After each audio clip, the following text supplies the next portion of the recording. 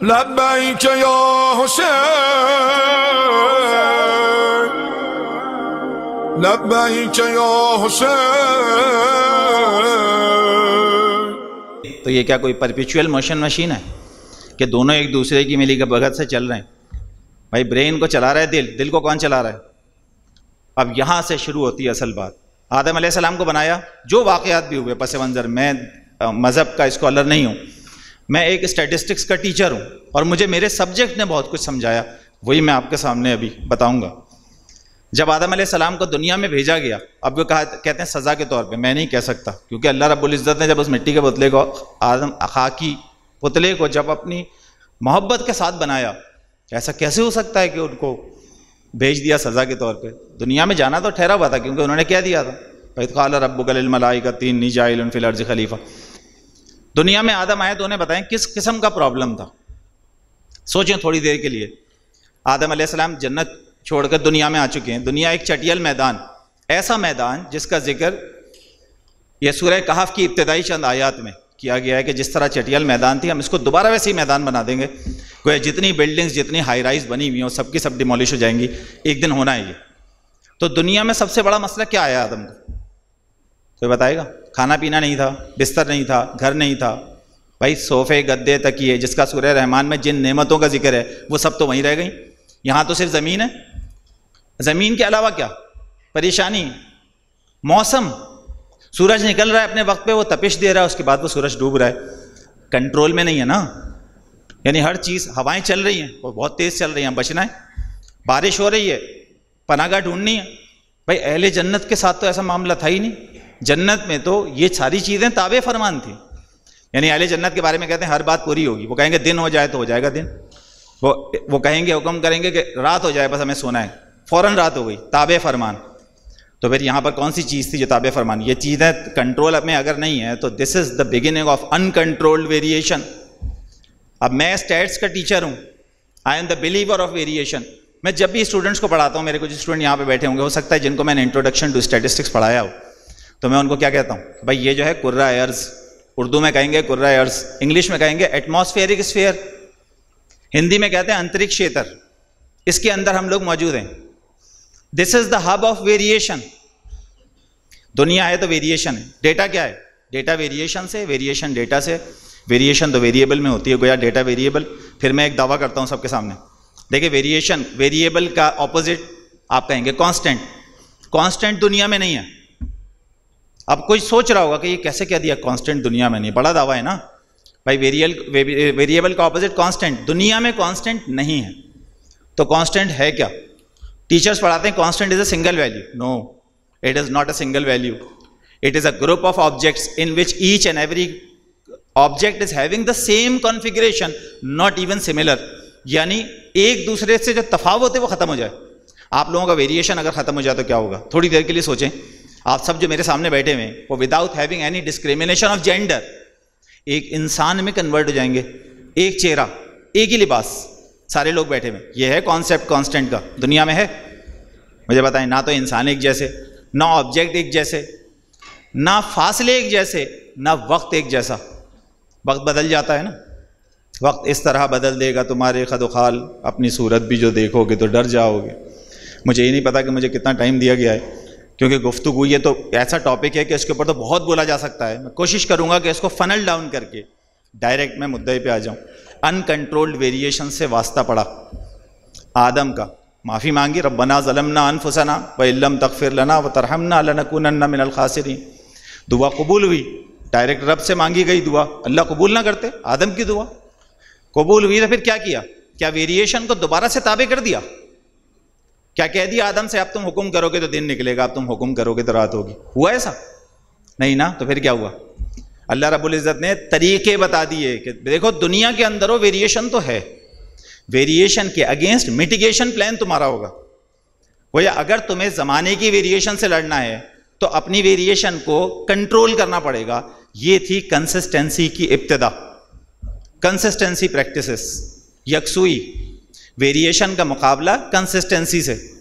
Variation باہر سے آتی ہے، وسواس الخناس الذی یوسوس فی صدور الناس، دل پہ حملہ کرتا ہے، وسوسے ڈالتا ہے، ویریشن پیدا کر دیتا ہے، تلا تم تو وہ کیا کہتے ہیں؟ میرا دل میری رزم گاہے حیات، گمانوں کے لشکر یقین کا ثبات.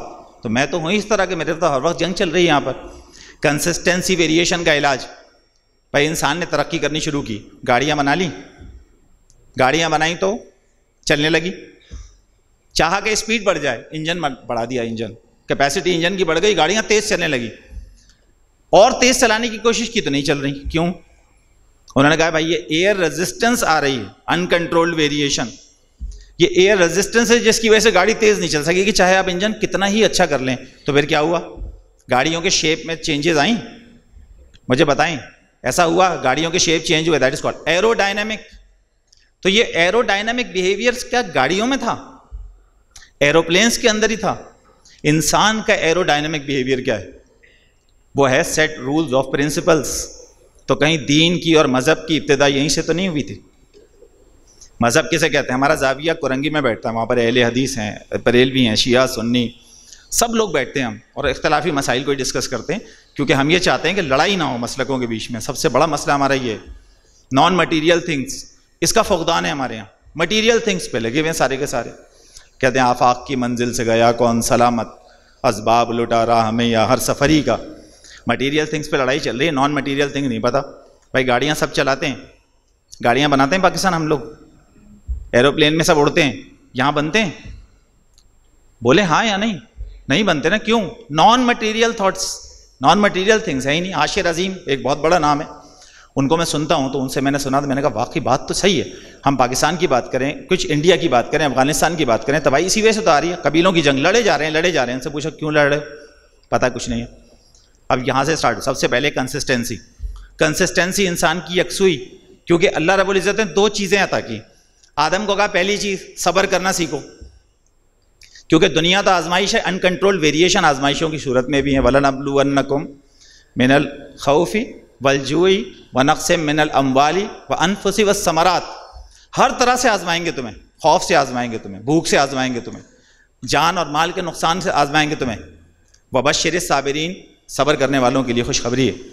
تو صبر. اب مجھے بتائیں آپ کے ساتھ کسی نے بہت برا کر دیا ہے، اگر اب یہ کلاس کے دوران بھی، مجھے اندازہ ہے کہ ٹائم اب ہو رہا ہے، کلاس کے دوران لڑائی وغیرہ ہو گئی اور اس کے بعد بیٹھے میں گئی، کہا صبر کرو صبر کرو. صبر ہوتا ہے؟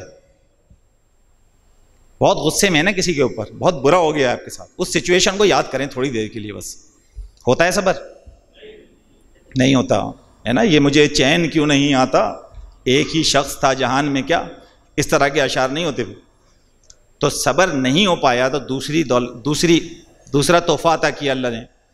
لیٹسٹ مذہب اسلام کی بات کریں، جب وہ تھا بدھا، گوتم بدھ، تو اس نے بدھزم، یوگا پریکٹسز، میڈیٹیشن وہ کی تھی. تو اسلام آیا تو انہوں نے کیا کہا؟ نماز پڑھو. اور اگین سورہ بقرہ کے اندر وَاسْتَعِینُوا بِالصَّبْرِ وَالصَّلَاةِ، مدد حاصل کرو صبر سے اور نماز سے. تو نماز کی اہمیت ہے؟ مجھے بتائیں نماز کی اہمیت ہے یا نہیں ہے؟ تو نماز پڑھتے جائیں. جب بھی پڑھنے کے لیے جائیں یہ مت سوچئے گا کبھی بھی، میں آپ کو ایز اے مینٹور کہہ رہا ہوں، یہ مت سوچئے گا کہ آپ مسجد جا رہے ہوں گے نا تو پیچھے سے لوگ آواز لگائیں گے تو مولوی ہو گیا، یہ تو بس یہ ہو گیا. یہ نہیں سوچئے گا. عبادت کرنے کیوں جا رہے ہیں؟ مدد حاصل کرنے کے لیے جا رہے ہیں. اور نماز کرائسس مینجمنٹ. ایک ایگزامپل بس کوٹ کروں گا، ہو سکتا ہے 5 منٹ سے تھوڑا سا اوپر لگ جائے. کرائسس مینجمنٹ کا کیونکہ ٹاپک ہے. تو آپ لوگوں نے وہ ڈیپ واٹر ہورائزن فلم بھی دیکھی ہوگی، دیکھی یا نہیں دیکھی؟ کیا ہے ڈیپ واٹر ہورائزن؟ یہ 2010 میں پیش آنے والا واقعہ، 20 اپریل، جہاں پر ان کا جو وہ جو یونٹ تھا پورا کا پورا سبمرسیبل یونٹ، جو کہ تقریباً 57,000 ٹن کا تھا، وہ ایک دھماکہ ہوا، اس کے بعد آگ لگی. اس کے 126 کرو ممبرز میں سے 11 تو جل کے مر گئے تھے، 17 زخمی ہو گئے تھے اور باقی نے اپنی جان بچائی پانی میں کود کے. اور وہ 57,000 ٹن کا پورا اسٹرکچر زیر آب چلا گیا. اور جو ڈرلنگ انہوں نے کی ہوئی تھی وہاں سے جو آئل تھا اس نے گش کیا، اور گش کرنے کے بعد وہ پھیل گیا ہر طرف. اب سمندر کے، آپ کو پتہ ہے اس کمپنی نے میٹیگیشن کے طور پہ، کرائسس میں تو آ گئی نا، اب کرائسس مینجمنٹ کرنی تھی. آپ کو پتہ ہے، آپ میں سے کوئی بتائے گا کہ کتنے ڈالرز ان کو پے کرنے پڑے؟ مختلف مد میں ان کے کیسز بھی ہوئے، انہوں نے وہ سطح سمندر صاف بھی کی، اور بھی بہت سارے ان کو بلز بھرنے پڑے، فائنز بھرنے پڑے. ٹوٹل کتنا خرچہ ہوا تھا ان کا؟ $70 بلین. اس کمپنی کو $70 بلین پے کرنے پڑے تھے. یہ تھی کرائسس مینجمنٹ. کیونکہ گلف آف میکسیکو میں جہاں یہ یونٹ موجود تھا وہاں کی چند ہزار اور چند لاکھ آبادی کو، نباتات کو، ماحول کو خطرہ تھا. تو جب اسلام کو خطرہ آیا، جب اسلام خطرے میں آیا تو کرائسس مینجمنٹ میں کوئی عام شخصیت نہیں چل سکتی تھی. پھر شخصیت بہت بڑی آنی تھی سامنے، اور نقصان بھی پھر ویسا ہی ہونا تھا. پہلے نہ کربلا سے کوئی کربلا ہوئی اور کربلا نہ ہوگی کبھی کربلا کے بعد. اس میں کوئی شک نہیں ہے کہ ہم اگر تمام چیزیں پڑھتے ہیں، میں جب پڑھاتا ہوں بائنومیل ڈسٹریبیوشن، میں ڈائیکوٹمی پڑھاتا ہوں. ڈائیکوٹمی کیا ہے؟ دو ہی چیزیں، اندھیرا اجالا، آف آن، فیل پاس، باطل حق، یزید. سمپل ڈائیکوٹمی، سمپل سی بات. ہمارا راستہ کیا ہونا چاہیے یہ ہمیں سوچنا ہے. اور یاد رکھیں اللہ اہل بیت پیغمبر کے ساتھ ہے، اسلام کا وقار اسی گھر کے ساتھ ہے. آل نبی کو ذات نبی سے جدا نہ جان، ہر موج کا وجود سمندر کے ساتھ ہے. لاکھوں شقی ادھر ہیں، ادھر ایک حسین ہے، کانٹوں کی نوک جھونک گل عطر کے ساتھ ہے. کہنے کو بہت کچھ ہے لیکن میں اپنی بات کو بس سمیٹ دوں گا. بہت شکریہ آپ لوگوں نے مجھے سنا. جزاک اللہ. السلام علیکم ورحمۃ اللہ.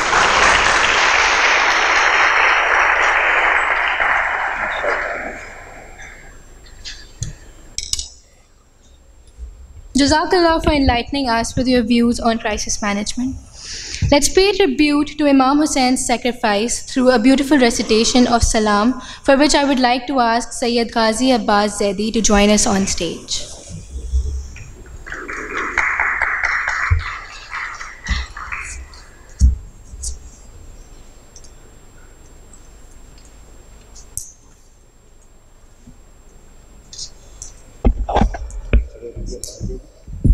ہیلو. بر محمد و آل محمد صلوات.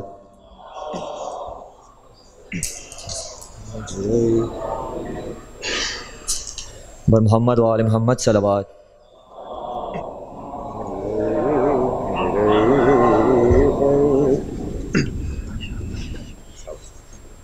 مجرے خلق میں ان آنکھوں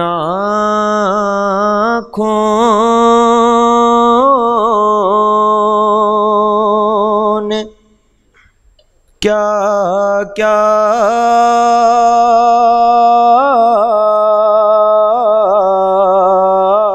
دیکھا،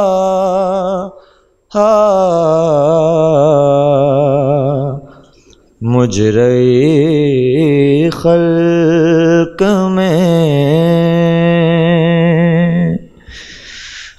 میں نے دیکھا عالم شاغ کو آلودہ خون.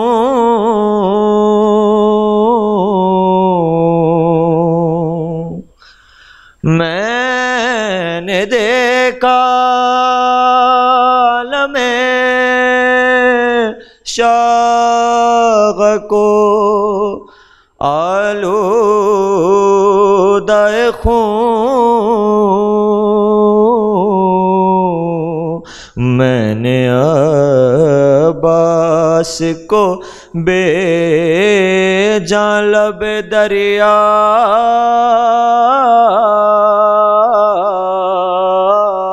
دیکھا. مجرے خلق میں نے دیکھا علی اصغر کا گلا خون میں تر.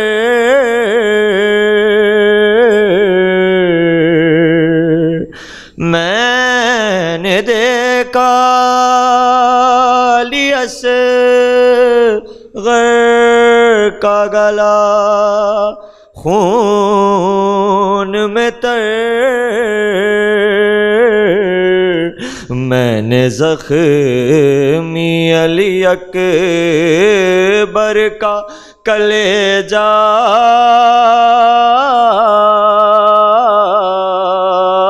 دیکھا،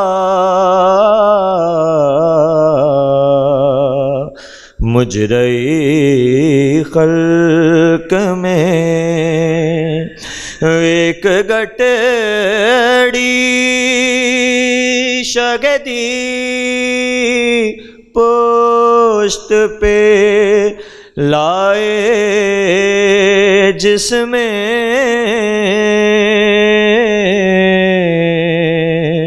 ایک گٹڑی شگدی پشت پہ لائے، جس میں میں نے ٹکڑے ہوئے قاسم کا جنازہ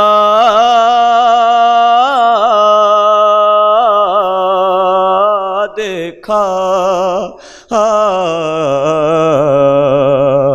مجرئی خلق میں کہتی تھی زینب مزتر کہ خدا خیر کرے، رات کو خواب میں اریں اثر زہرا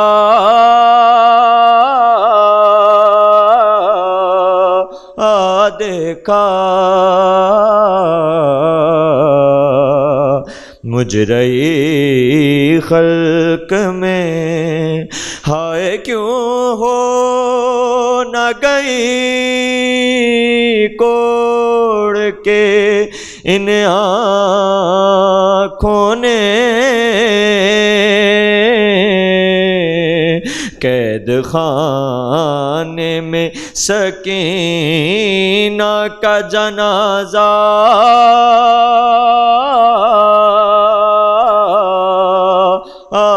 دیکھا، مجرئی خلق میں، اور جا کے زینب نے مدینے میں کاغا صغرا سے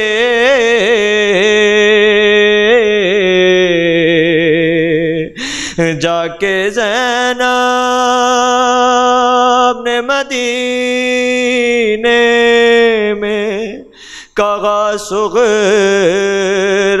سے کہوں کس منہ سے کہ پردیس میں کیا کیا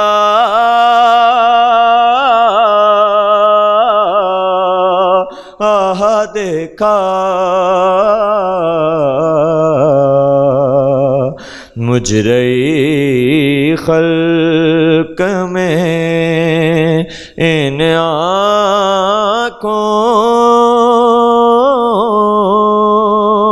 نے کیا کیا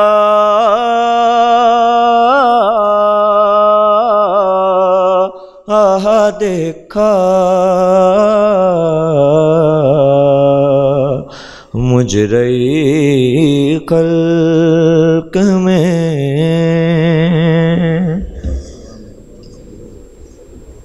جزاک اللہ۔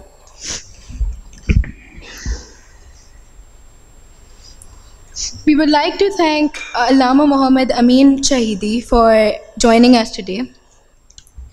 I would now call Mufti Muhammad Naveed Abbasi, who is a prominent and internationally recognized Islamic scholar and orator. He often appears on popular Islamic shows on various TV platforms, including GTV, Bowl, and others. He is revered by all Muslim communities and is known for his love of Ahl Bayt. We are pleased to have him here on the 10th edition of this seminar on Imam Hussain.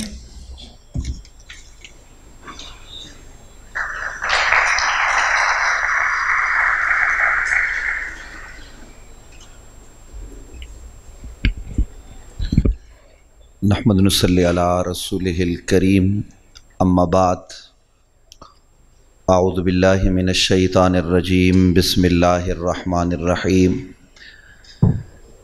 وَلَنَبْلُوَنَّكُمْ بِشَيْءٍ مِّنَ الْخَوْفِ وَالْجُوعِ وَنَقْصٍ مِّنَ الْأَمْوَالِ وَالْأَنفُسِ وَالثَّمَرَاتِ وَبَشِّرِ الصَّابِرِينَ الَّذِينَ إِذَا أَصَابَتْهُم مُّصِيبَةٌ قَالُوا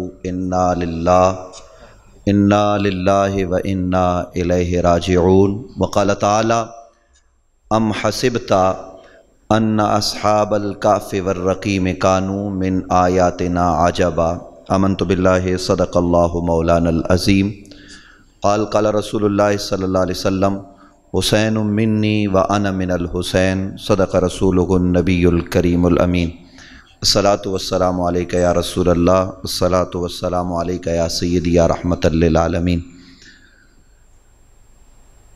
سب سے پہلے تو میں یہاں کی انتظامیہ کا شکریہ ادا کرتے ہوئے انہیں خراج محبت پیش کرتا ہوں کہ اس پرفتن دور میں قوم کو انہوں نے سوئے کربلا متوجہ کیا کہ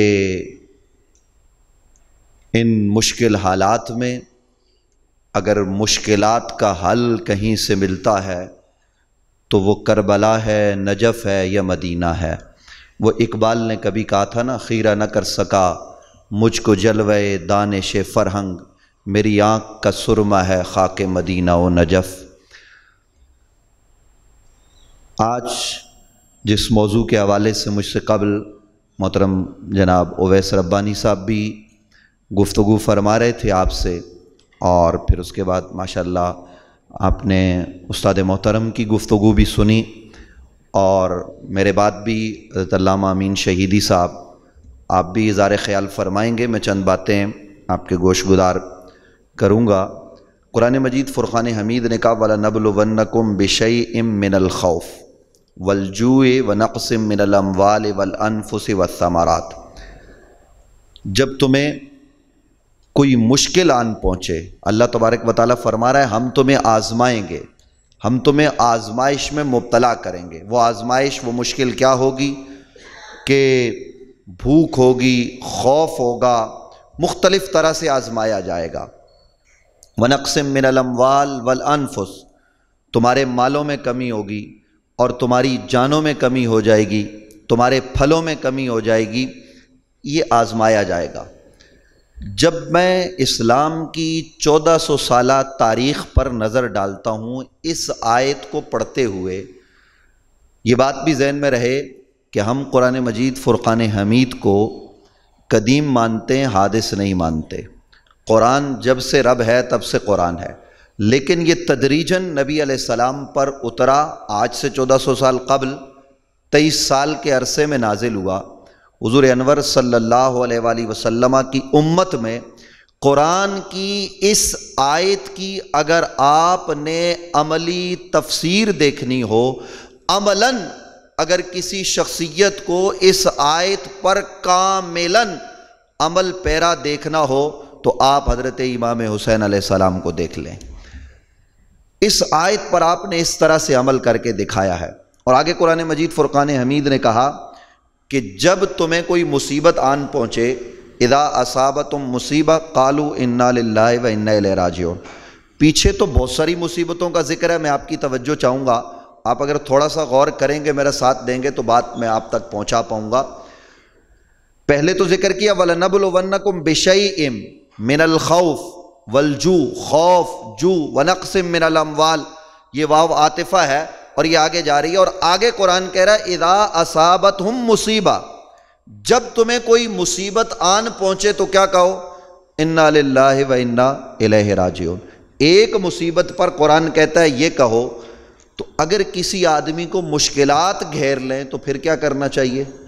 تو اس پر میں یہ کہہ رہا ہوں کہ اگر کسی کو مشکلات آج کے دور میں 2-3 گھیر لیں تو وہ یہ آیت پڑھتے ہوئے کربلا کی طرف دیکھے، کیونکہ کربلا والوں کو ایک نہیں کئی مصیبتوں کا سامنا رہا، اور وہ مصیبتوں کے وہ مصائب و آلام کی آنکھوں میں آنکھیں ڈال کر مشکل کو حسین نے اپنے پاؤں کے نیچے روند کر صرف اسلام کو نہیں بلکہ انسانیت کو بچایا۔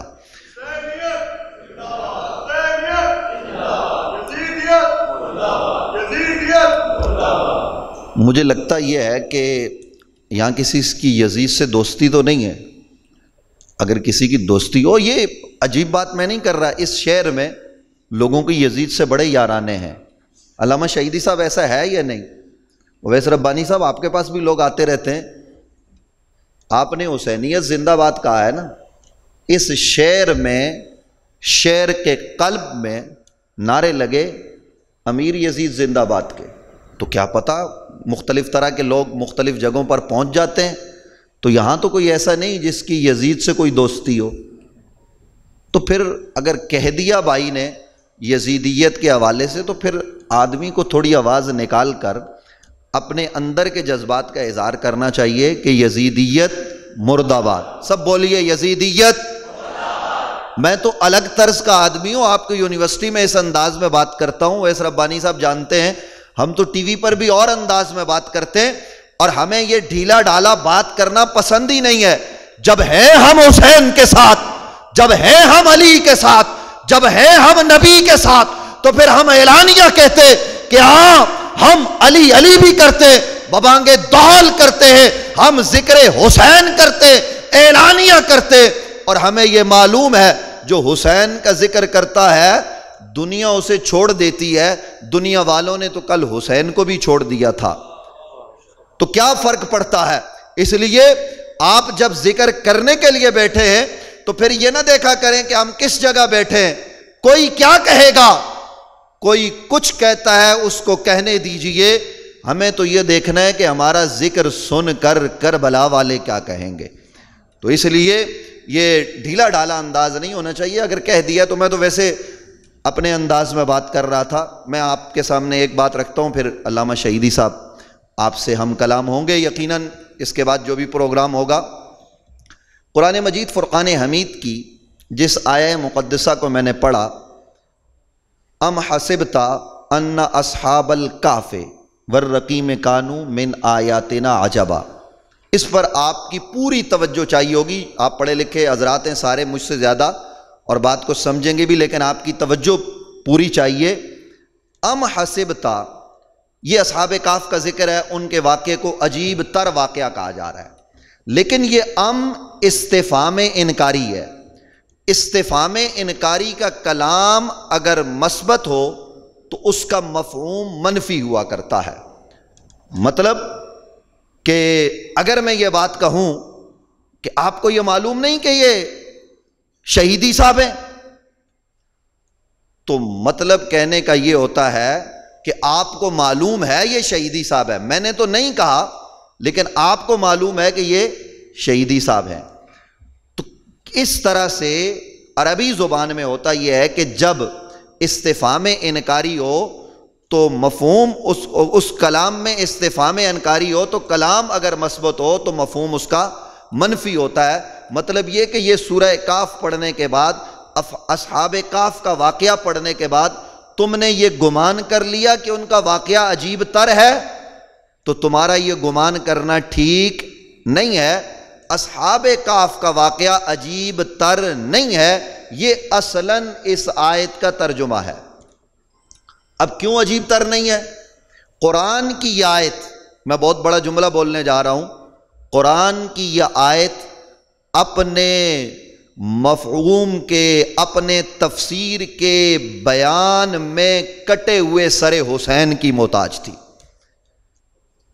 حضرت سید الشہداء سیدنا امام حسین نے سر کٹا کے اس آیت کی تفسیر کی ہے، اور وہ آپ سنتے رہتے ہیں، آپ نے ہزاروں مرتبہ ذاکرین، علماء اور سب سے سنا ہوگا کہ جب امام حسین اور آپ کے رفقا کے سر دمشق کے بازاروں میں چل رہے تھے تو اس وقت نیزوں پر، تو اس وقت قاری قرآن پڑھتے ہوئے اس آیت پر پہنچا، ام حسبت ان اصحاب الکہف والرقیم کانوا من آیاتنا عجبا، تو کٹے ہوئے سر حسین سے آواز آئی، او قاری قرآن خاموش ہو جا، ان اعجب من اصحاب القاف قتلی و حملی، کہ میرا اس طرح سے قتل کیا جانا یہ اصحاب کاف کے واقعے سے زیادہ عجیب تر ہے۔ اب میں آپ کو بتا رہا ہوں کہ امام حسین نے کن مشکلات میں اور کن حالات میں یزید کا سامنا کیا۔ عام طور پر جب یزید کا نام لیا جاتا ہے، ابھی مرد آباد کی بات ہوئی تو ہم سمجھتے ہیں کوئی چھوٹا موٹا بدماش تھا یزید، کوئی لونڈا قسم کا آدمی تھا، ایسی بات نہیں ہے۔ یزید اس سلطنت کا حکمران تھا کہ جس سلطنت کی بنیاد والی مدینہ تاجدار ختم نبوت آقا کریم صلی اللہ علیہ وآلہ وسلم نے رکھی، اور اس ریاست کو جناب سیدنا حضرت ابوبکر صدیق نے آگے بڑھایا۔ 22 لاکھ مربع کلومیل حضرت فاروق اعظم اس کو آگے بڑھا کر گئے، اور پھر حضرت عثمان ذی النورین کے بعد حضرت مولا مشکل کشا علی مرتضیٰ کرم اللہ وجہ الکریم، اور پھر ان کے بعد حضرت امام حسن مجتبی، یہ خلفائے راشدین ہیں۔ عام طور پر ہمارے ہاں یہ بات بھی جب ہوتی ہے کہ خلفائے راشدین تو 4 کا ذکر ہم کرتے ہیں، حالانکہ خلفائے راشدین 5 ہیں۔ نبی علیہ السلام نے فرمایا میرے بعد خلافت 30 سال ہوگی، اور حضرت امام حسن مجتبی کے وہ 6 مہینے شامل کر کے 30 سال یہ خلافت ہے۔ تو یہ جو مملکت تھی، اس کے وارث جو بنا اور جو حکمران بنا، اس کا نام یزید تھا۔ لوگ اگر معاشرے میں چھوٹا سا بدماش ہو، آپ کا ایس ایچ او اگر بدماشی پہ اتر آئے اور علاقے کا کونسلر، تو ہم اس کے خلاف بات نہیں کر سکتے۔ 1000 مرتبہ سوچتے ہیں، ماں باپ کہتے ہیں بیٹا سوچ لو، کیا ضرورت پڑی تم اس خاتون اس مرد کے حق میں بات کر رہے ہو؟ تمہیں پتہ ہے یہ کونسلر تمہیں کل کسی اور مقدمے میں پھنسا دے گا، تمہارا معاملہ خراب ہو جائے گا۔ تو آدمی کونسلر لیول کے آدمی سے بھی حق بات کرتے ہوئے 1000 مرتبہ سوچتا ہے۔ امام حسین رضی اللہ عنہ نے حق بات کی، کس کے سامنے کی، یہ سمجھنے کی ضرورت ہے۔ جب میں یہ کہتا ہوں نا کہ اصحاب کاف کے واقعہ سے زیادہ عجیب تر واقعہ یہ امام حسین کا ہے، تو یہ محض اندھی عقیدت نہیں ہے، بلکہ یہ وہ حقیقی واقعہ ہے کہ جس کی ساری کی ساری چیزیں پائے ثبوت کو پہنچی ہوئی ہیں۔ اصحاب کاف کون تھے؟ اصحاب کاف میں اور امام حسین میں اشتراک کس بات میں ہے اور امتیاز کون سی چیز ہے، یہ بات میں آپ کی نظر کرنا چاہتا ہوں۔ اصحاب کاف، قرآن مجید فرقان حمید نے ان کا ذکر کیا، مفسرین نے، مورخین نے لکھا کہ یہ حضرت سیدنا عیسیٰ علیہ السلام کے ماننے والے لوگ تھے۔ ان کے زمانے میں ایک بادشاہ تھا ڈیسیس، جس کو دقیانوس کہتے ہیں۔ دقیانوس کے زمانے میں قرآن مجید فرقان حمید کہتا ہے وہ 3 تھے، 1 کتا تھا، وہ 5 تھے، کتا تھا، وہ 7 تھے، 1 کتا تھا، وہ غار میں چلے گئے۔ تو اصحاب کاف چونکہ دین پر عمل کرنے والے لوگ تھے، تو ڈیسیس ان کی جان کے در پہ ہوا۔ یہ لوگ جان بچانے کے لیے غار کی طرف گئے، کتے کو مارتے ہوئے کہ تو لوگوں کو خبر کرے گا، لیکن وہ بھی ان کی عقیدت میں تھا، وہ ان کے پیچھے پہنچا اور یہ غار میں چلے گئے۔ تو اب ان دونوں میں اشتراک کس بات میں ہے؟ دونوں حق پر تھے، اصحاب کاف بھی حق پر، امام حسین بھی حق پر۔ اصحاب کاف بھی نکلے تو اللہ کے لیے، امام حسین بھی نکلے تو اللہ کے لیے۔ دونوں نے دین کو بچایا، لیکن فرق ہے، فرق یہ ہے کہ اصحاب کاف نکلے اللہ کے لیے پر اپنی جان بچا کر غار میں چھپ گئے جا کے۔ وہ جان دینے کے لیے ڈیسیس کے سامنے کھڑے نہیں ہوئے، بلکہ وہ جان بچا کے غار میں چلے گئے کہ جہاں ڈیسیس پہنچ نہ سکے۔ یہ ہیں اصحاب کاف۔ اور ڈیسیس کتنا بڑا بادشاہ تھا، اگر آج اس کے علاقے کا آپ جائزہ لیں تو کراچی جتنا بڑا شہر ہے، اس سے تھوڑا سا بڑا علاقہ ہوگا ڈیسیس کا جس پر وہ حکمران تھا۔ اور یزید کتنے بڑے علاقے کا حکمران تھا؟ عرب سے لے کر عجم تک، بخارا تک یہ مسلمانوں کی سلطنت تھی، اور اس سلطنت کے حکمران کا نام یزید بن معاویہ تھا۔ وہ یزید، وہ لعین، وہ بدبخت چھوٹا موٹا بدماش نہیں تھا، وہ اس زمانے کا سب سے بڑا بدمعاش تھا کہ جس نے یہ جرت کی کہ تمام کے تمام حق پرستوں کو پیغام بھیجا، میری بیعت کرو، مجھے مانو۔ جنہوں نے انکار کیا ان انکاریوں میں سب سے بڑا انکار کرنے والا امام حسین ہے، اور حسین جان بچا کے کسی غار میں نہیں گیا۔ حسین ان مشکل حالات میں مشکل سے بچ کر کسی ماننے والے کے گھر میں جا کر انہوں نے آرام نہیں کیا، بلکہ حسین کو مدینے میں پیغام پہنچا تو مدینے سے حسین مکہ گئے، اور ان دنوں گئے کہ جب مکہ میں انسانوں کا سمندر امڑ آتا ہے، ساری کائنات کے لوگ اطراف و اکناف سے مکہ مکرمہ پہنچتے ہیں حج کے لیے، تو امام حسین حج کے ایام سے پہلے مکہ مکرمہ میں تھے، اور حج سے کچھ پہلے امام حسین کربلا کی جانب حازم سفر ہوئے۔ جانا تو آپ نے کوفہ تھا، لیکن پہنچے آپ کربلا اور سارے لوگوں کو بتا کر گئے، دیکھو حسین چھپ چھپا کے کسی سے جان بچا کے غار میں نہیں جا رہا، بلکہ نبی کا یہ نواسا فاطمہ کا یہ لختے جگر جا رہا ہے، تو تم سب کو بتا جا رہا ہے کہ مشکلوں کی آنکھوں میں آنکھیں ڈال کر بات کروں گا۔ تو حضرت امام حسین یہ سب کچھ کر کے کربلا میں پہنچے، اور وہاں بھی کوئی ایسی بات آپ کو نہیں ملے گی کسی کتاب میں بھی، کسی بھی مسلک کی کتاب، کہ امام حسین نے کہیں اپنی جان بچانے کی کوشش کی ہو۔ آپ نے جان بچائی نہیں، ہر مشکل پر آپ نے اللہ کا شکریہ ادا کیا۔ ہاتھوں میں آپ کے بیٹوں کی روح نکلی، وہ شہید ہوئے، آپ کے ہاتھوں میں آپ کے بھتیجے اور بھانجے اور آپ کے لشکر کے لوگ گئے، لیکن امام حسین اللہ کی رضا پر راضی تھے۔ یہ ہیں امام حسین جنہوں نے بچ بچا کے غار کا سفر اختیار نہیں کیا۔ حسین وہ ہے جس نے ظلم کی آنکھوں میں آنکھیں ڈال کر بات کی ہے، طاقت اور قوت نہیں دیکھی کہ میرے پاس لوگ زیادہ نہیں ہیں، بلکہ حسین یہ بتا گئے آنے والے انسانوں کو کہ جب تم حق پر ہو ڈٹ جاؤ گے، جان شاہد چلی جائے لیکن تمہارا نام باقی رہے گا۔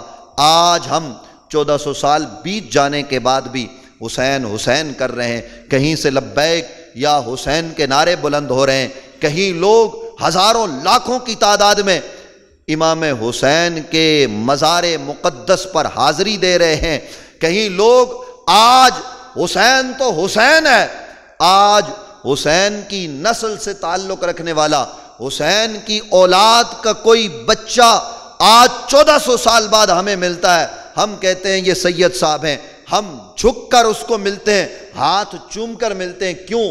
کیونکہ اس کا تعلق حسین کی اولاد سے ہے، اور حسین نے وہ کارنامہ سر انجام دیا کہ وہ کارنامہ کائنات میں کوئی اور سر انجام نہیں دے سکتا، اور یہ کام اس وقت حسین ہی کر سکتے تھے اور حسین ہی نے کیا۔ کسی آدمی نے کہا کہ جناب اور بھی لوگ تھے، اور بھی بہت سارے لوگ تھے نا، بڑے بڑے لوگ تھے، وہ کیوں آگے نہیں بڑھے؟ میں نے کہا ان سب بڑوں میں سب سے بڑا حسین تھا، اور یہ کام حسین ہی کے ذمہ تھا، حسین ہی نے کرنا تھا، اور امام حسین نے کر کے دکھایا ہے۔ اور مشکلات میں جینے کا سلیقہ امت کو روح امام حسین نے دی ہے، اور یہ سچ ہے، لکھنے والے نے یہ لکھا ہے کہ اگر امام حسین کی قربانی نہ ہوتی، اگر حسین بھی راہ رخصت کو اختیار کرتے، عزیمت کو چھوڑ دیتے، تو دین اسلام بگڑ جاتا۔ آج جو دین ہے، دین محمدی، دین اسلام ہمارے پاس، وہ سید الشہداء سیدنا حضرت امام حسین اور آپ کے رفقا کی قربانیوں کی وجہ سے ہے۔ تو اس لیے اصحاب کہف، ان کی عظمتوں کو ہمارا سلام، ہم ان کی کوئی توہین نہیں کر رہے، لیکن وہ جان بچا کے غار میں گئے۔ حسین وہ ہے جو جان ہتھیلی پر رکھ کر کربلا میں آیا، اور جان دے کر ہمیشہ ہمیشہ کے لیے، ایک زمانے کے لیے نہیں بلکہ اپنے وقت سے لے کر قیامت تک، حضرت امام مہدی علیہ السلام کے آنے تک امام حسین نے دین کو بچا دیا۔ تو یہ امام حسین ہے۔ حضرت امام حسین سے ہمیں کیا سبق حاصل کرنا ہے، یہ میری آخری بات ہے، دل کے کانوں سے سنیے گا۔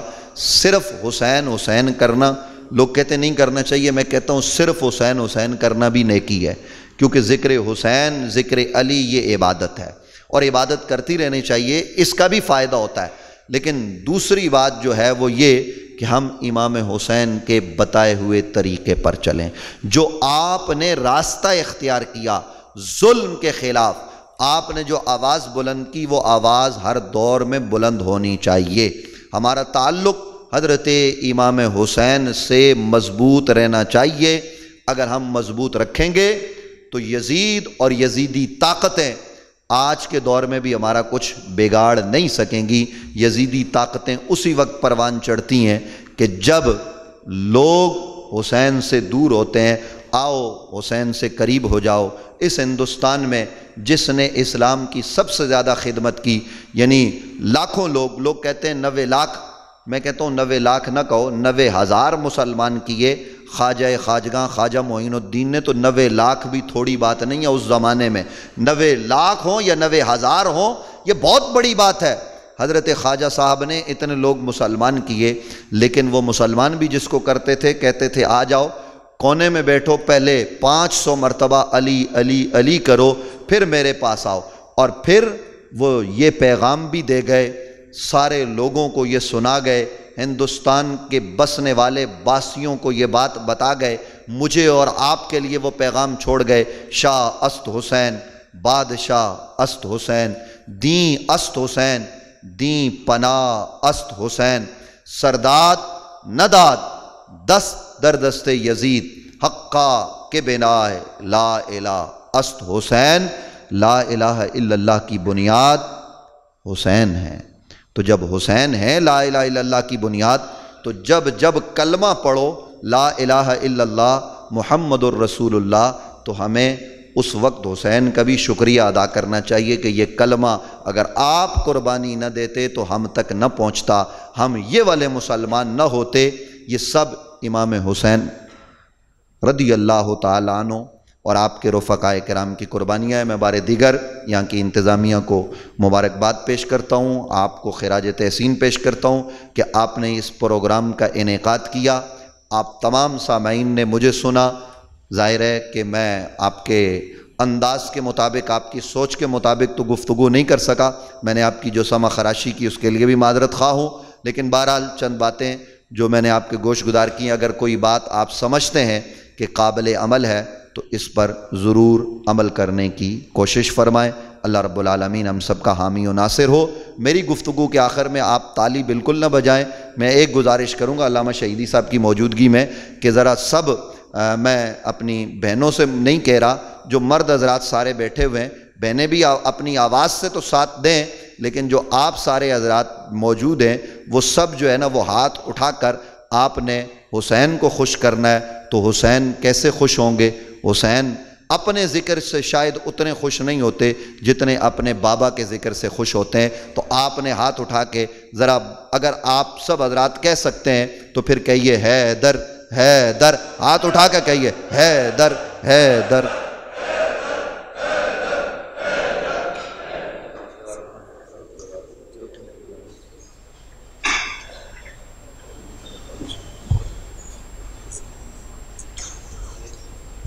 Jazakallah.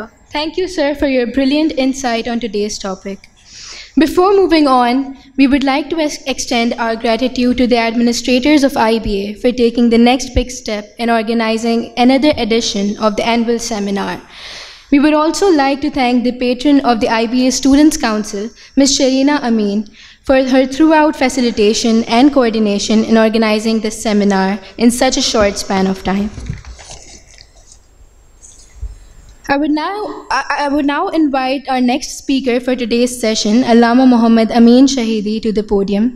He is a renowned scholar with more than a decade of experience, having a strong command to deliver lectures on religious harmony for the development of world peace and ethics, and has worked tirelessly to develop and create a vision for the youth and motivate them to reach their individual goals to transform the purpose of life in accordance with the Holy Book, Quran, and Sunnah as per the guidelines given by Prophet Muhammad sallallahu alaihi wasallam.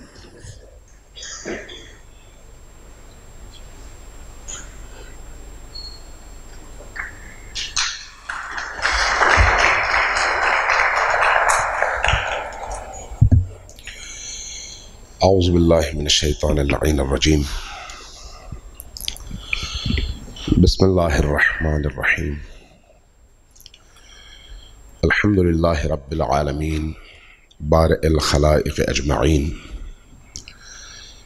والصلاة والسلام علی جمیع الانبیاء والمرسلین سیما من سمی فی الآفاق بأحمد وفی الارض بأبی القاسم محمد صلی اللہ علیہ وآلہ وسلم والصلاة والسلام علی اولادہ الطیبین الطاہرین واصحابہ المنتجبین۔ میں سب سے پہلے اس کانفرنس کے انعقاد کے حوالے سے اپنے نوجوان دوستوں، امامیہ اسٹوڈنٹس آرگنائزیشن کے ساتھیوں اور خود یونیورسٹی کے اکابر اور اساتذہ کا شکر گزار ہوں کہ انہوں نے اس مادی دور میں اس نام نہاد اور بظاہر ترقی کی چکا چوند میں نوجوانوں کی معنوی، باطنی، فکری اور ایمانی صلاحیتوں کو اجاگر کرنے اور ان کی روحوں کو پاک و پاکیزہ رکھنے کے حوالے سے ان مقدس ترین ہستیوں کے ایام کے انعقاد کے حوالے سے بھی اہتمام کر کے یہ ثابت کیا ہے کہ انسان چاہے کہیں پر بھی چلا جائے، بدن کی ضرورتیں اس کی روح کی ضرورتوں کو پورا کبھی بھی نہیں کرتی۔ بدن کے ساتھ ساتھ، سوچوں کے ساتھ ساتھ روح کی بھی کچھ ضرورتیں ہوتی ہیں، اور ان ضرورتوں کو پورا کرنے کا نام اللہ، رسول، اہل البیت اور رسول کریم صلی اللہ علیہ وآلہ وسلم کے پاکیزہ صفات، اصحاب کے کردار، ان کی سیرت، ان کی سنت اور ان کے نقش پا کو آج کے دور میں زندہ کرنا اور اس کے پیغام کو ہر دل تک پہنچانا ہے۔ اس حوالے سے میں انتظامیہ اور اپنے ان نوجوان تمام دوستوں کا شکر گزار ہوں۔ ایک روایت میں حدیث نقل کرنا چاہوں گا جس کو فضائل الصحابہ میں امام احمد ابن حنبل نے نقل کیا ہے۔ میں شیعہ حدیث نقل نہیں کرنا چاہتا چونکہ شیعہ مصادر میں ایسی احادیث بے تحاشا زیادہ ہیں۔ میں نقل کرنا چاہ رہا ہوں امام احمد ابن حنبل کی نقل کردہ حدیث۔ فرماتے ہیں کہ یقول حسین ابن علی، امام حسین ابن علی متواتر یہ فرمایا کرتے تھے۔ ناقل، محدث اور راوی درمیان کے سلسلوں کو چھوڑ کر خود امام احمد ابن حنبل ہیں۔ فرمایا کہ من دمعت عیناہ فینا دمعتن او قطرت عیناہ فینا قطرتن اسواہ اللہ عز وجل الجنہ۔ جس شخص کی آنکھیں ہمارے غم اور ہماری مصیبت میں اشک سے نم ہو جائیں، یہ امام حسین علیہ السلام کا کلام امام احمد ابن حنبل نے بیان کیا ہے۔ یقیناً یہ شہادت کے بعد کا کلام نہیں ہے، ظاہر ہے شہادت کے بعد ایسی حدیث تو وہ نہیں بیان کر سکتے، یہ شہادت سے پہلے ہے اور اپنی شہادت اور مظلومین اہل البیت کی مظلومیت کے بیان کے لیے ہے۔ فرمایا کہ جس کی آنکھیں ہمارے غم اور مصیبت میں اشک سے نم ہو جائیں، یا ایک اشک کا قطرہ وہ شخص بہائے، تو اللہ تبارک و تعالی اس اشک کے بدلے اس کے لیے جنت کو واجب قرار دے گا۔ یہ امام احمد ابن حنبل کی روایت ہے. یہ روایت اور حدیث میں نے صرف تبرکن عرض کی ہے آپ کی خدمت میں، تاکہ پتہ چلے کہ یہ جو آپ یہاں پر بیٹھے ہوئے ہیں یہ صرف ایک کانفرنس کے انعقاد اور چند لمحات گزارنے کے لیے نہیں ہے، بلکہ اس کانفرنس کا اور ایسی کانفرنسز کا بنیادی مقصد اپنے باطن اور دلوں کی تاروں کو چھیڑ کر اس کے اندر اہل البیت علیہ السلام کے عشق کے جذبات کو موجزن رکھنا اور اپنی سانسوں کو، اپنی دھڑکنوں کو ان ہستیوں کے لیے اس دنیا میں وقف کرنا ہے، تاکہ ہماری سانسیں، ہماری دھڑکنیں، ہمارے روز و شب ان پاکیزہ ترین ہستیوں کے نام پر گزریں، تاکہ یہ دنیا بھی نورانی ہو اور وہ دنیا بھی نورانی ہو. جہاں تک امام حسین علیہ السلام کے اس عظیم ترین اقدام اور تحریک کا تعلق ہے، اس حوالے سے چند نکات قبلہ جناب مفتی نوید عباسی صاحب نے یہاں پر بیان کیے. میں انہی کو تھوڑا سا کھولنے کی کوشش کروں گا. بعض انہوں نے جملے ارشاد فرمائے، لیکن ہر جملے کے پیچھے ظاہر ہے ایک پورا تاریخی پس منظر ہے. کربلا اور حسین ابن علی کے واقعے کو دیکھنے کے کئی زاویے ہو سکتے ہیں. ایک زاویہ وہی ہے جو ہم عام طور پر دیکھتے ہیں کہ یزید ابن معاویہ نے بیعت طلب کی، امام حسین نے انکار کر دیا، نتیجتاً امام حسین علیہ السلام کو مدینہ چھوڑنا پڑا اور یزید ابن معاویہ کی طاقت کے خلاف، ظلم کے خلاف، بربریت کے خلاف قیام کرنا پڑا اور کربلا وقوع پذیر ہوا اور اس کے اثرات پورے عالم پر مرتب ہوئے. یہ ایک زاویہ ہے دیکھنے کا، اور یہ تاریخی زاویہ ہے. ایک اور زاویہ بھی ہے، اور وہ زاویہ بڑا ہی گہرا ہے، بڑا ہی عمیق ہے. اتنا عمیق اور اتنا گہرا ہے کہ عام طور پر انسانوں کی توجہ کم جاتی ہے اس زاویے کی طرف. وہ کیا ہے؟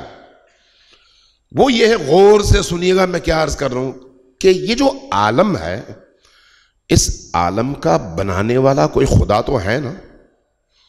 وہ خدا جب اس عالم کو ڈیزائن کرتا ہے تو تا قیامت رونما ہونے والے حوادث کو بھی ڈیزائن کرتا ہے، اور اس کے اندر اس کی حکمتیں شامل ہوتی ہیں.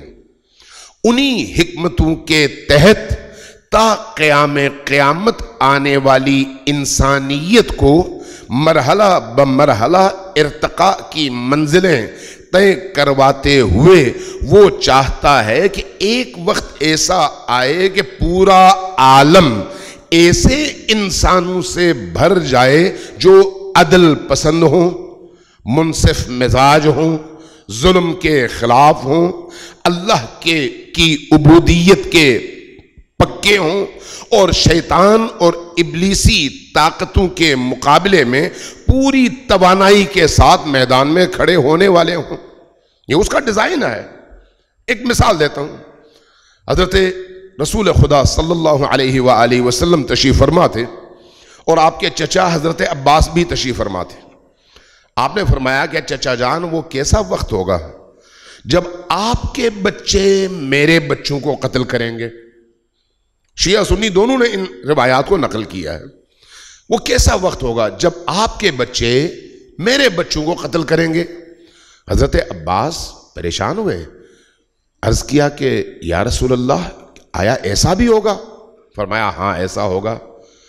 جب فرمایا ہاں ایسا ہوگا تو تڑپ اٹھے.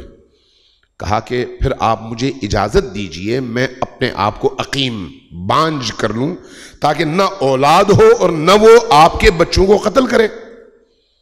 آپ نے فرمایا نہیں، اس لیے کہ اللہ نے یہ تقدیر میں لکھ دیا ہے کہ اسلام کی بقا اور پھیلنے کے لیے ان مراحل سے ہمیں بھی گزرنا ہے اور انسانوں کو بھی گزرنا ہے.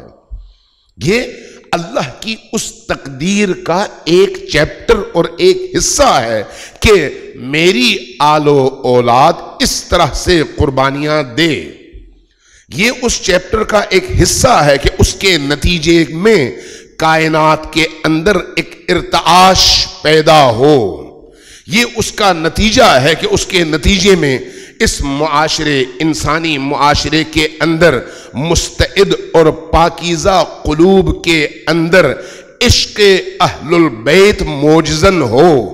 یہی وجہ ہے کہ نبی کریم نے یہ حدیث ارشاد فرمایا کہ ان لقتل الحسین حرارتن فی قلوب المؤمنین لا تبرد ابدن.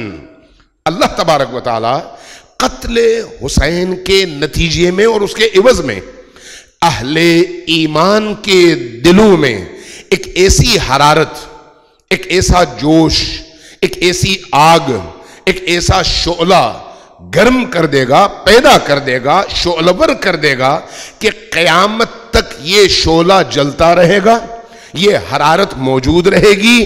حسین کا ذکر بھی اور حسین کا ہدف بھی اس معاشرے کے اندر سب سے بڑا ہدف بن کر ابھرے گا، اور ہر پاک باز انسان اس ہدف تک پہنچنے کی جد و جہد میں اس قافلے کے ساتھ شریک ہوگا.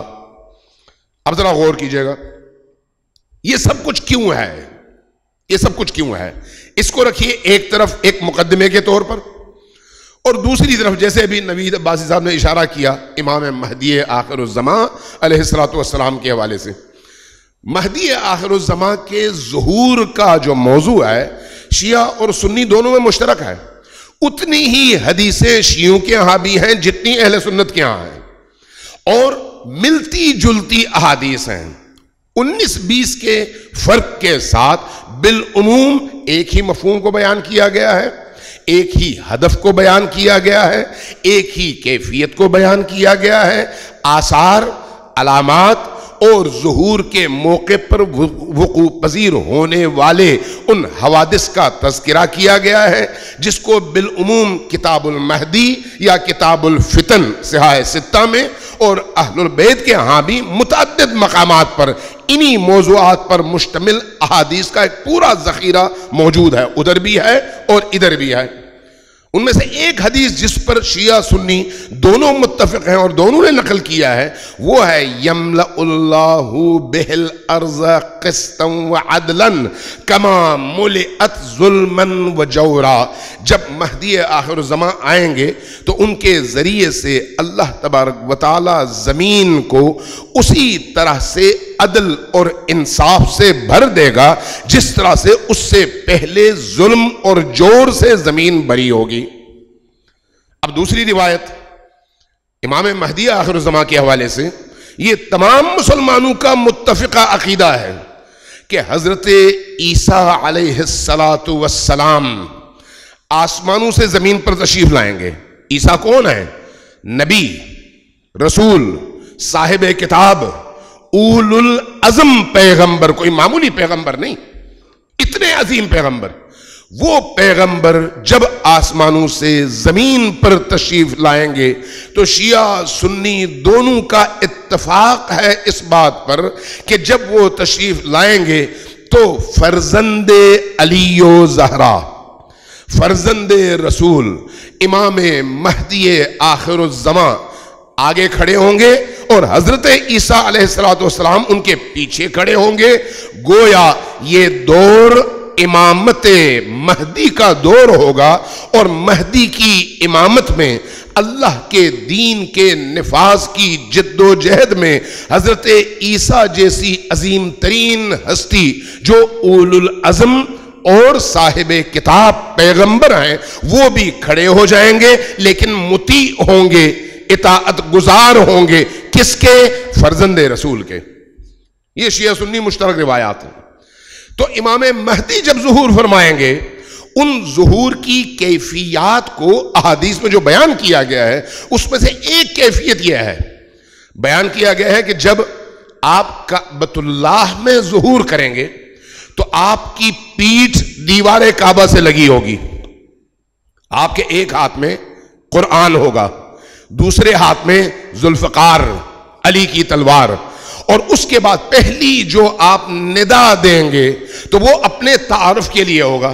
आप अपना तारुफ करवाएंगे, मैं कौन हूं।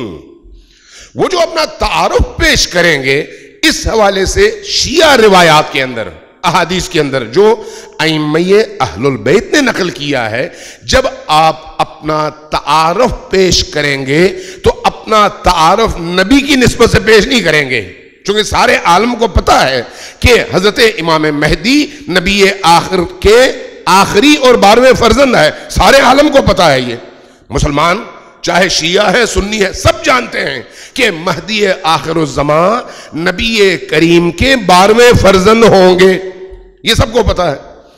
तो फिर आप क्यों नबी करीम की निस्बत से अपना तारुफ पेश नहीं करेंगे? और किस तरह से अपना तारुफ पेश करेंगे? फरमाएंगे कि मैं अनबनुल हुसैन, मैं उस हुसैन का बेटा हूं, मन कुतिल फी तफ करबला, जिसको करबला के रेगजार में प्यासा कत्ल किया गया। ये आप अपना तारुफ पेश करेंगे। 4 या 5 जुमले हैं जो अहादीस में मौजूद हैं कि आप जब करबला और हुसैन इब्ने अली की निस्बत से अपना तारुफ पेश करेंगे तो अहले आलम को क्या बताएंगे? फरमाएंगे अना मुंतकिम करबला, मैं करबला का मुंतकिम हूं। दूसरे लफ्जों में इमाम महदी आखिरुज़्ज़मान जब इस आलम में ज़ुहूर फरमाएंगे तो आपका मकसद क्या है?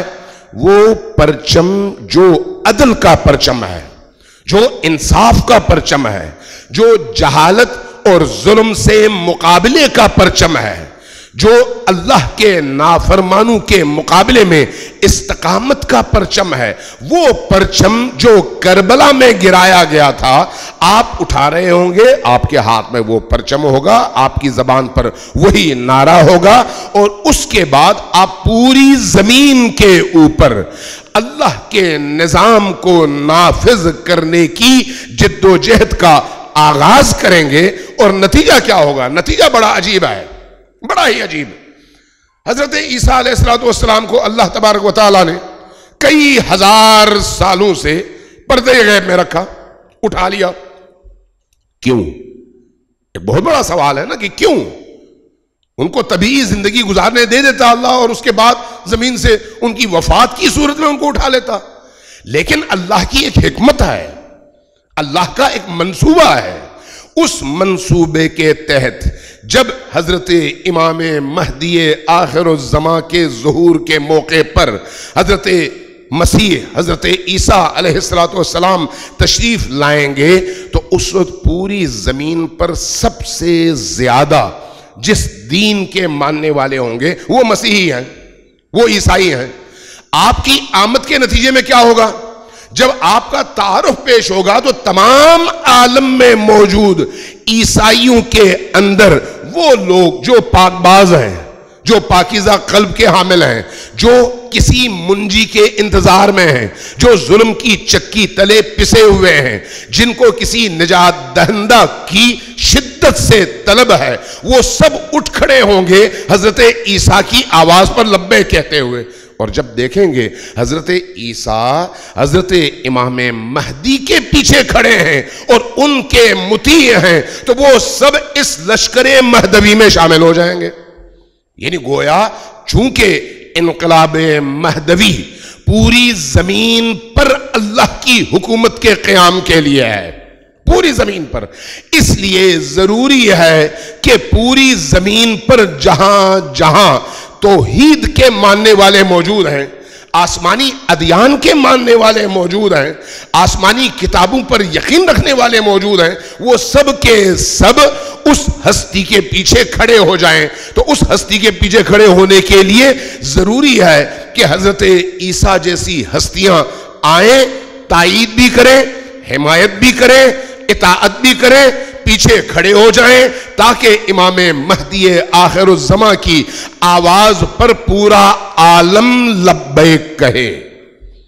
दूसरी तरफ बहुत सारे मुसलमान जो बज़ाहिर नमाज पढ़ रहे होंगे, जो बज़ाहिर रोजा रख रहे होंगे, جو بظاہر قرآن کی تلاوت بھی کر رہے ہوں گے، لیکن جب مہدی آخر الزمان کی آواز اٹھے گی تو مخالفت کریں گے، اور اس مخالفت میں سب سے پیش بہت سارے بظاہر دین کے علمبردار لیکن باطن میں اپنے نفس اور خواہشات کے پجاری لوگ ہوں گے، جن کو آپ عام طور پر تحقیر آمیز انداز میں ملائیت کہتے ہیں۔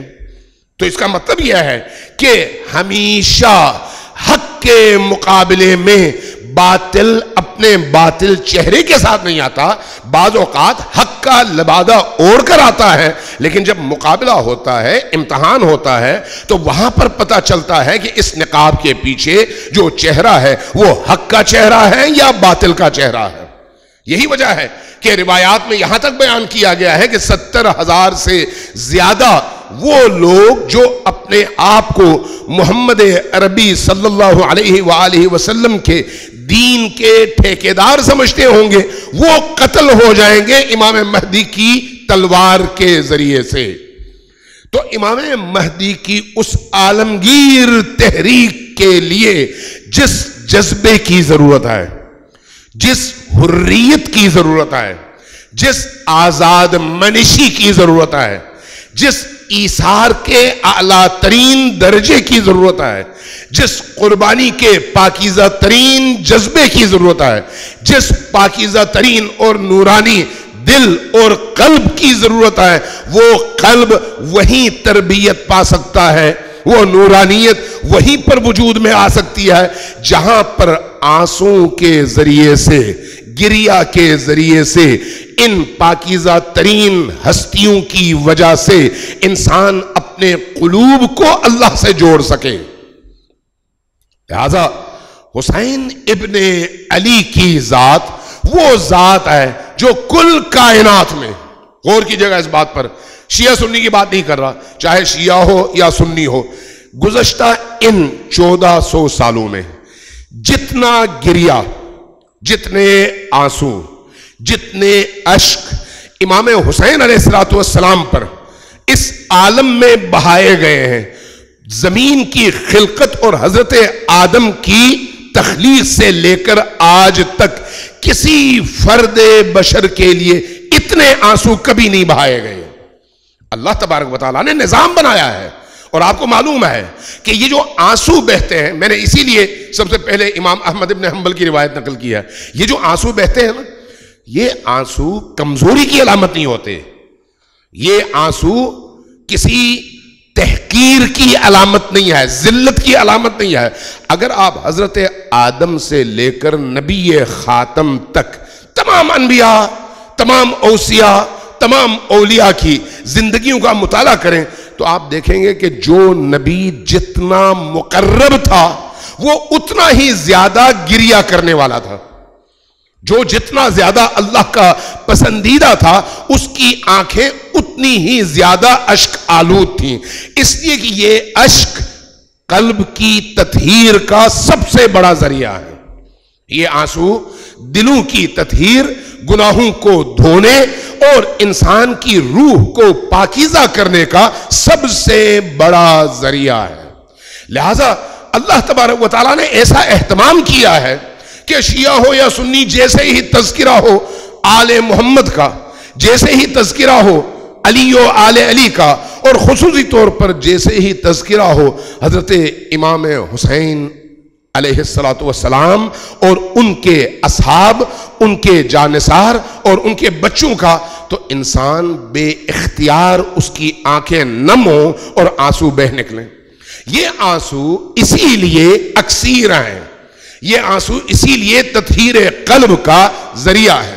اور دوسری طرف یہی حسین پر بہنے والے آنسو چونکہ اندر کے جذبات کا رد عمل آئی ہے، یہ ان جذبات کی عکاسی ہے۔ یہ جذبات کب پیدا ہوتے ہیں؟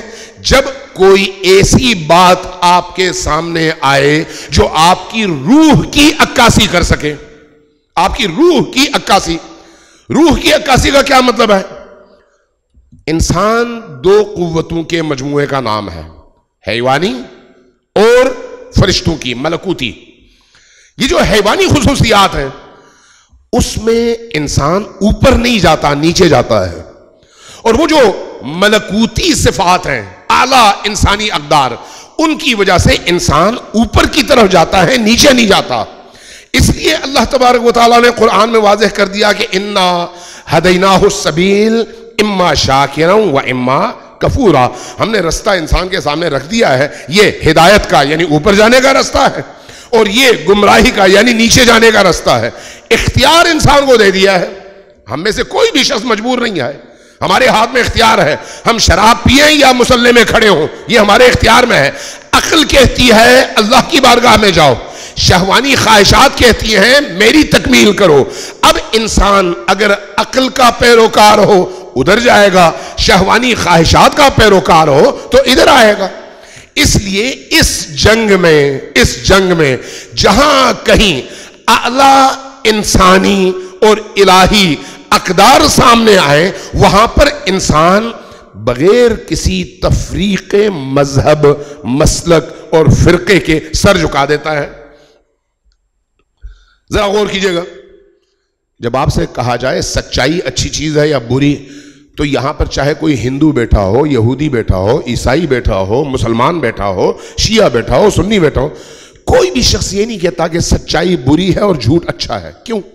اس لیے کہ سچائی ملکوتی اور اعلیٰ انسانی صفات میں سے ہے، اور جھوٹ پست حیوانی صفات میں سے ہے. ظلم اور عدل کے حوالے سے یہی ہمارا بیہیویئر اور یہی ہمارا رد عمل ہوگا. اس لیے جب کربلا کا تذکرہ ہوتا ہے تو اس تذکرے کا مطلب کیا ہے؟ انسانی اقدار، انسانی ویلیوز، الہی اقدار، انبیاء کی قدریں، اولیاء کی قدریں، جو سب کی سب جمع ہو کر کربلا میں یکجا ہوئیں. اور دوسری طرف تمام وہ شیطانی اقدار جو قابیل سے لے کر یزید ابن معاویہ تک انبیاء کے مقابلے میں جمع تھیں، وہ ادھر رونما ہوئیں. ان دونوں کی اس جنگ میں کوئی شریف النفس، کوئی پاکیزہ فطرت، کوئی سلیم الفطرت انسان چاہے مسلمان نہ بھی ہو، کبھی بھی یزیدیت کی طرف جھکاؤ اپنے اندر محسوس نہیں کرتا اور حسینیت سے الرجی کبھی محسوس نہیں کرتا. اس لیے کہ یہ اس کی فطرت کی آواز ہے کہ وہ پاکیزگیوں پر لبیک کہے اور نجاستوں کے مقابلے میں اپنا رد عمل دکھائے. یہی وجہ ہے کہ حسینیت کے نتیجے میں پاکیزگی آتی ہے. یہی وجہ ہے کہ حسین کا تذکرہ انسان کے اندر پاکیزگی لے کر آتا ہے. یہی وجہ ہے کہ حسین کا جب تذکرہ ہوتا ہے تو انسان اس تذکرے کے نتیجے میں اپنے اندر حوصلہ، اپنے اندر ہمت، اپنے اندر جذبہ، اپنے اندر ایثار، اپنے اندر قربانی، اپنے اندر اعلیٰ ترین انسانی خصوصیات کو جلوگر ہوتے ہوئے محسوس کرتا ہے. یہی وجہ ہے کہ لوگ شیعہ ہو، سنی ہو، دیوبندی ہو، اہل حدیث ہو، ہر طبقے میں یہ بات نظر آتی ہے کہ نبی کریم کے نام پر، اہل البیت علیہ السلام کے نام پر سارا سال محنت کرتے ہیں، پیسہ جمع کرتے ہیں، ان ایام میں نچھاور کرتے ہیں، غریب کی مدد کرتے ہیں، بھوکے کو کھلاتے ہیں، پیاسے کو پلاتے ہیں، سجاتے ہیں شہر کو، اپنی مساجد کو، اپنی عبادت گاہوں کو، امام بارگاہوں کو، تاکہ یہ پتہ چلے کہ ہمارے اندر حسین ابن علی کی وہ اعلیٰ ترین قدریں زندہ ہیں جو ہمیں اللہ کی طرف سفر کرنے میں مدد دیتی ہیں. لہٰذا یہ جو آپ کا اجتماع ہے یہ اسی سفر کا ایک حصہ ہے جو ہمیں مجموعی طور پر اس منزل کے قریب تر کرتا ہے. اللہ تبارک و تعالیٰ آپ تمام دوستوں، عزیزوں، بیٹوں، بیٹیوں اور ہمارے جو یہاں کے ذمہ داران ہیں ان سب کی توفیقات خیر میں اضافہ فرمائے، اور ہمیں یہ توفیق دے کہ جب تک سانسوں میں سانسیں ہیں ہم ان پاکیزہ راہوں کو زندہ رکھنے میں اپنے تئیں جو ہمارا فریضہ بنتا ہے وہ فریضہ ہمیشہ ادا کرتے رہیں. والسلام علیکم ورحمۃ اللہ وبرکاتہ.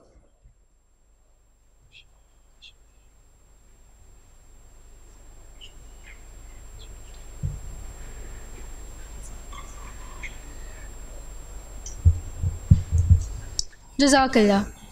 To pay tribute to Imam Hussein's sacrifice through the recitation of Manqabat, I would like to ask Muhammad Siddiq to join us on the stage.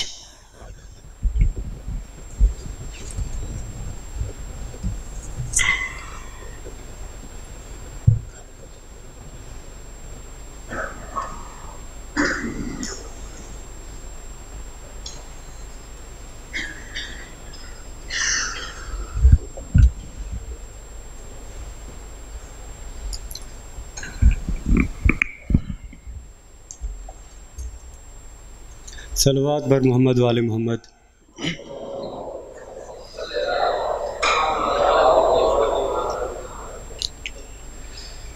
بے کسوں کے مددگار مولا علی، بے کسوں کے مددگار مولا علی، جز تیرے کوئی اپنا سہارا نہیں. بے کسوں کے مددگار مولا علی، جز تیرے کوئی اپنا سہارا نہیں. تیرا در چھوڑ کر جائیں آخر کہاں، غیر کا در جبیں کو گوارا نہیں. آئے کعبے میں جس دم علی کے قدم، منہ کے بل گر پڑے بت یہ کہتے ہوئے. آئے کعبے میں جس دم علی کے قدم، منہ کے بل گر پڑے بت یہ کہتے ہوئے. آئیے آئیے جانشین نبی، آئیے آئیے جانشین نبی، یہ تمہارا ہی گھر ہے ہمارا نہیں. بے کسوں کے مددگار مولا علی، جز تیرے کوئی اپنا سہارا نہیں. وہ تو کم ظرف ہے جو تجھے چھوڑ دے، ورنہ مولا علی تیری تعظیم کو. وہ تو کم ظرف ہے جو تجھے چھوڑ دے، ورنہ مولا علی تیری تعظیم کو. جو پلٹ کر نہ آئے وہ سورج نہیں، جو پلٹ کر نہ آئے وہ سورج نہیں، جو نہ چوکھٹ کو چومے وہ تارا نہیں. بے کسوں کے مددگار مولا علی، جز تیرے کوئی اپنا سہارا نہیں.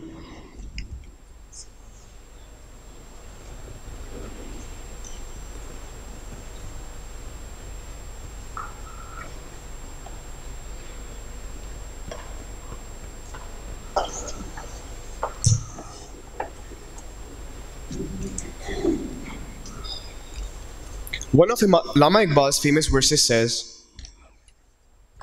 کیا تمسخر ہوا ہے اسلام کی تقدیر کے ساتھ، کیا تمسخر ہوا ہے اسلام کی تقدیر کے ساتھ، قتل شبیر ہوا ہے نعرہ تکبیر کے ساتھ. On this occasion, we would like to express our gratitude to the IBA Students' Council, the faculty, administration, security, and all other departments that directly or indirectly contributed to turning this seminar into reality this year. We would also like to extend our gratitude to the people that participated: Aliza Fatima, Aira Haider,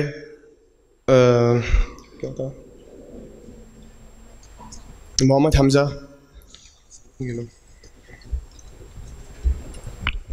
I would like to call upon the stage our guest of honor, Mr.